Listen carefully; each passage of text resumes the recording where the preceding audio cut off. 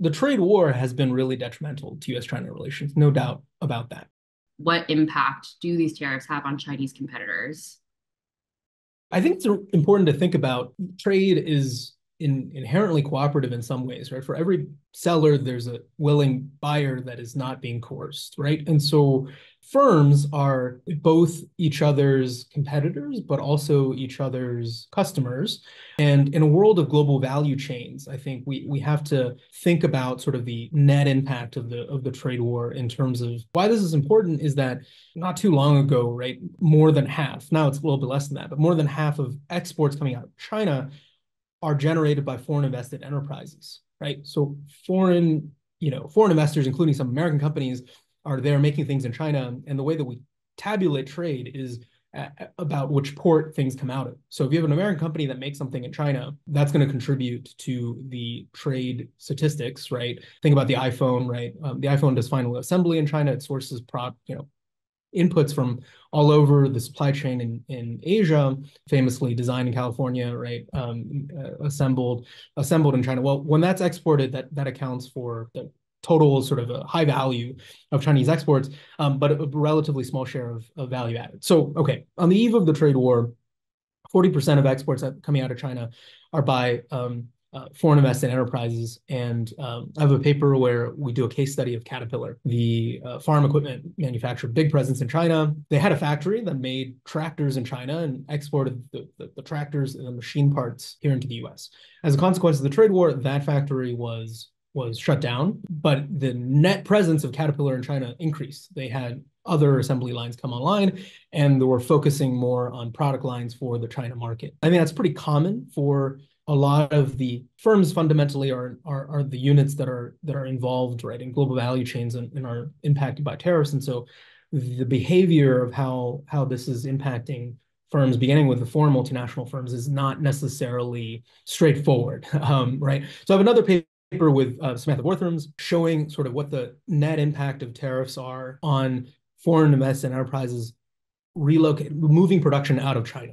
Tariffs are touted as bringing jobs and manufacturing back to the U.S., right? So we want to look at, is this happening? And essentially we find that the targeted effect of tariffs, so the industries and firms that were most likely to be impacted by tariffs, there was only maybe a marginal effect of increased rates of exits, but you had this big, broad effect, we call a blunt effect, where political risk in China really elevates as a result of the trade war. And again, this hurts small, medium companies. We find companies that have less experience, less length of operating, time in China the most. And the channel that this sort of happens through is that, right, with the onset of the trade war and the uncertainty of economic conditions, right, you have costs that are unrelated to tariffs, right? Increasing cost of financing, insurance, compliance, and so forth. And so that results in basically the entrenched players in China that are there increasingly producing for the China market staying there and continuing that practice. But it's going to discourage on the margins, right? Companies that are, unable to absorb those sort of additional costs and unintended, right? There's not this easy sort of wholesale raise tariffs. Why don't these companies just come back to the U.S. Type of reshoring happening as a consequence? That's for the multinational companies that are in China. Tariffs are also definitely bad for domestic Chinese manufacturers. Research is very clear. There's reduced employment in that sector. There's people who look at like nightlight, satellite photography to see less industrial activity in areas where exporters are concentrated. And the impact on the Chinese manufacturing sector is equally mixed, right? You have probably some large number that just go out of business. And then you have increasingly those that have the capacity or some interest already. You see a relocation of production and of sometimes wholesale supply chains to Southeast Asia and to Mexico to circumvent tariffs. And so, a lot of times these are, Chinese sort of companies that are making, let's say, textiles or batteries or some intermediate goods and, under some pressure already from rising labor costs. And so they'll move, especially if their sort of upstream foreign partners are also relocating. So you see some of that happening. You also see, I think, clever ways in which Chinese companies are emerging to take advantage of sort of the opportunity created by tariffs, right? Which makes imported things more expensive for US retailers. So if you import something in a container ship, usually that's pretty easy to tax at the port of entry. Tariffs are levied on whatever that is coming in, electronics, textiles, what have you. But if you ship something directly, there's a thing called the de minimis rule, which is basically if you ship items below a certain dollar value, and it's a pretty high dollar value now, I think it's like $800 or something like that. Well, you don't have to pay tariffs because it's just normal sort of course of selling shipping things in the mail. Well, my wife is a fan of Temu and AliExpress, right? So Temu and AliExpress sell a lot of stuff in the U.S. direct to consumers, and they skip this, put stuff on container ships, ship it to Walmart, and have it be retailed that way. They're just having people go online, ordering on an app, and then mailing things directly from China to the US. And so those things are not covered by tariffs, right? So you have all these different kinds of ways that companies are responding to tariffs in China, whether it be foreign invested companies or wholly owned Chinese companies. I think that angle is a little bit that distinction is not so important. It's size that's the big driver there. And then finally, politically, I think we do see changes happening as well in terms of policy, right? So on the one hand, China has reduced tariffs for a bunch of trade partners that's not the U.S., especially in Southeast Asia through RCEP, and it's pushing for trade liberalization as U.S. is sort of closing markets to allies and partners. That's a big sort of response.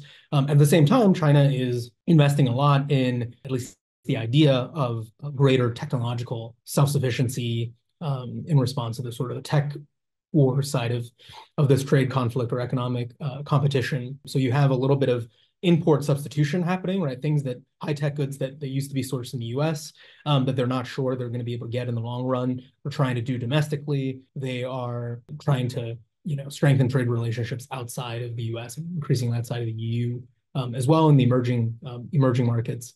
And so all of these ways, right, at the state level and the firm level, that this is impacting China. But to return to sort of the spirit of your question, right, because of the complex nature of how trade actually works, it's really hard to say, right, whether like the U.S. or China is winning the trade war. I think in aggregate, they're losing. Both are losing, or at least both consumers in both the U.S. and China are losing out, and some businesses are suffering, but others are benefiting and are winning sort of in this new landscape. And so I think the frame of, the political frame that we hear the most often in the news at the national level is not the appropriate one to really understand how the trade war is impacting, especially citizens, right, law-abiding in China and citizens here in the U.S. How are tariffs currently impacting U.S. China relations? The trade war has been really detrimental to U.S. China relations, no doubt about that. But interestingly enough, I think tariffs are how the trade war started, but tariffs themselves are not so central to policymakers in Beijing and Washington. Kind of a surprising way. I think, for example, right, if neither leader mentioned tariffs at all in the APEC summit and the public statements that they were making.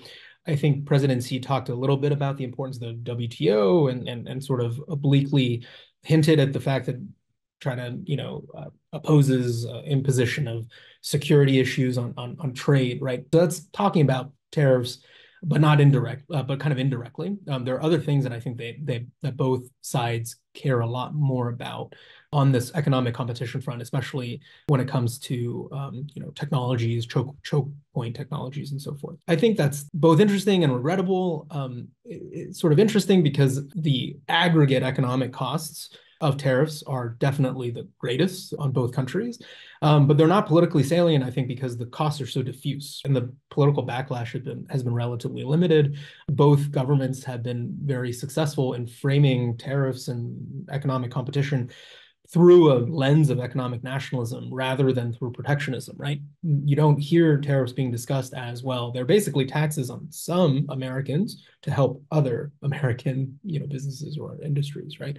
Or in China, same thing, right? Some companies are benefiting, some are being harmed. No, they're instead being framed as the U.S. needs tariffs to win and recapture manufacturing from China, and China needs these tariffs to stand tough against the U.S. And we're going to replace critical kind of components, reduce dependency on the U.S. or whatever. And so So far, at least, that political narrative, I think, has been working, in that tariffs are not really high up on political issues that average people in the U.S. or China care about. But I think, as we've said, right, they have real costs on households in aggregate, and businesses and consumers are sort of suffering in the trenches of this trade war.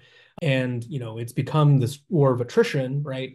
In that we're continuing to pay these costs, but very little movement is actually observed on the political goals that these tariffs were supposed to accomplish in the first place. And I think that's a regrettable sort of new normal that we're in right now.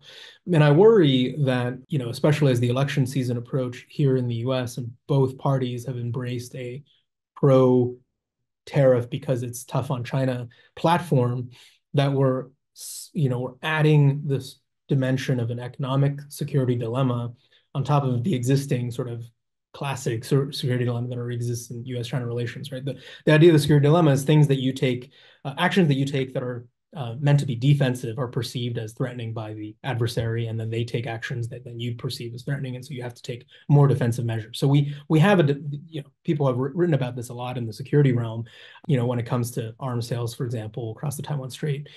We have a new dimension now that's the economic one that's feeding in some ways into the security one. It's being justified in national security terms. That is, I think, deeply destabilizing because, not too long ago, right, 10 years ago, trade and investment was supposed to be a ballast in the U.S. China relationship, right? It's an area of mutual benefit, right?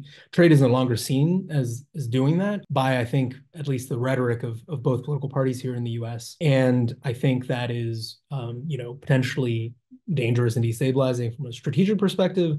And I think that's regrettable from a domestic politics perspective, because it means that average citizens are paying the costs of essentially a forever trade war, and they're not getting very much in return. And so I think things will continue to get worse, unfortunately, until and unless average people start paying attention to this issue, actually look at the data, look at the facts, and question some of these prevailing political narratives here about what tariffs are supposed to be doing. And I'm hoping that the work that my lab is doing here at KU is going to contribute a little bit towards that end goal.